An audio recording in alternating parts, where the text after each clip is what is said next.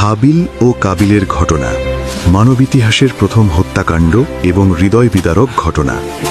আদম আলাইহিসসালামের দুই পুত্র হাবিল ও কাবিল। একজন ছিল তাকওয়াবান, আল্লাহ ভীরু, অন্যজনের অন্তরে ছিল হিংসা ও অহংকার। তাদের পিতা আদম আলাইহিসসালাম বললেন, হে বৎস, আল্লাহর সন্তুষ্টি অর্জনের উদ্দেশ্যে তোমরা দুজন কুরবানি পেশ করো। হাবিল তার সেরা পশুটি কুরবানি হিসেবে আনে, আর কাবিল আনে নিম্নমানের ফসল। এরপর আকাশ থেকে আগুন নেমে হাবিলের কুরবানি গ্রহণ করা হয়, আর কাবিলের কুরবানি উপেক্ষিত ও অগ্রাহ্য হয়। এটি দেখে কাবিল হিংসা ও ক্রোধে দগ্ধ হয়ে গর্জন করে বলল, তোর কুরবানি কবুল হলো, আর আমারটা নয় কেন?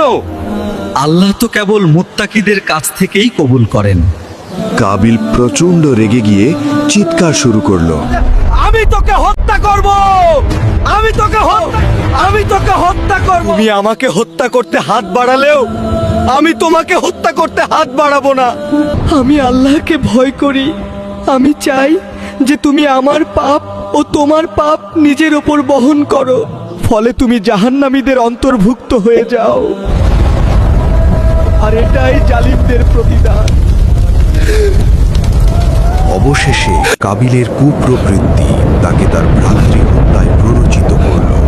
অতঃপর সে তাকে হত্যা করল, ফলে সে ক্ষতিগ্রস্তদের অন্তর্ভুক্ত হয়ে গেল।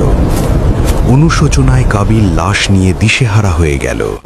তখন আল্লাহ একটি কাক পাঠালেন। সে মাটি খুঁড়ে দেখালো কিভাবে ভাইয়ের লাশ গোপন করতে হয়। হায় আফসোস, আমি কি এই কাকটির সমানও হতে পারলাম না? আর সে গভীর অনুতাপে ডুবে গেল।